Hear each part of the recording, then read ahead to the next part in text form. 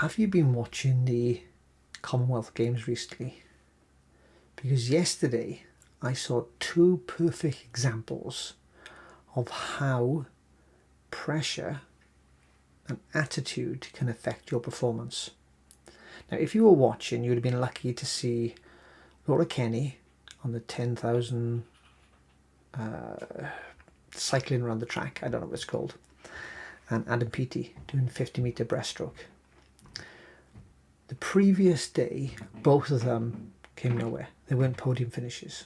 They're high-performing athletes, excellent in their field of play, but actually previously they didn't do anything. And I think Adam Peaty's interview on TV when I think he was finished fourth or whatever in his race, he was kind of really down, and he actually said in the subsequent interview then, I was rock bottom. Yeah. Laura Kenny, when she finished, she was kind of like, nah. Yeah, total. But the next day, what was interesting is they both changed their attitude. You know, and if you've got a chance, go and watch Laura Kenny's interview after she's won that 10,000 going around the track. 10,000k going around the track. Yeah. Her interview was phenomenal. She said, look, in athletics, you get peaks and troughs.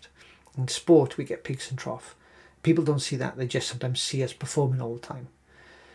A bit like in business, you know, sometimes people don't see us struggling all the time. They just see the outputs and the outcomes. And maybe those outputs and outcomes are not brilliant, but they see it out there anyway. And she said that, you know, the night before her race, she was like, this is my race. I can do this. And she was mentally switched on. She changed her attitude from, I didn't really do well because I just showed up. And I think you'll agree, a lot of people in work just show up. They go in, they do what they need to do, and they go home.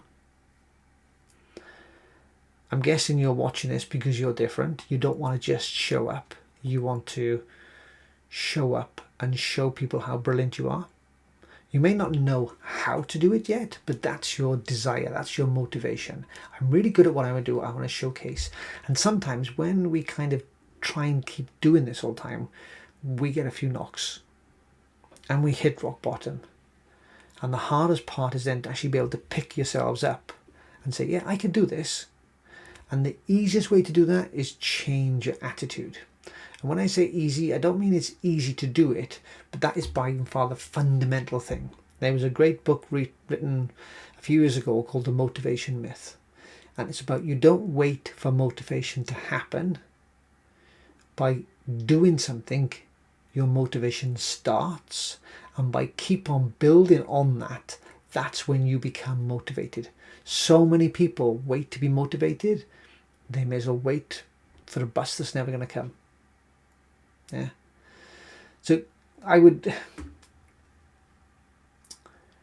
if you think your attitude is down, think about what you can do to change it, what you can pivot it. And I would say the first thing you do is go and watch Laura Kenny's interview. It'll be on BBC iPlayer. I expect it'll be on YouTube somewhere. I might even stick a link in it afterwards. And I'll post it so you can see it. But it's phenomenal, her attitude. And she goes, yeah, I'm going to win this. I'm going to go out and do it. And it's such a change. And Adam Peaty as well. I'm going to go out. I'm going to win. I'm going to do the best I can. And he won the only medal that he hadn't actually got yet. And the elation, the jubilation on both of them was phenomenal. But that's what happens when your attitude and your mindset is switched on into, I can do this. I know how to do it. I've got the people around me. I've got the strategies. And I can deliver on what I need to deliver. So this is just a simple, go and watch the two interviews, especially Laura Kenny's, learn from it, and then go and pick yourself up, change your attitude and start delivering.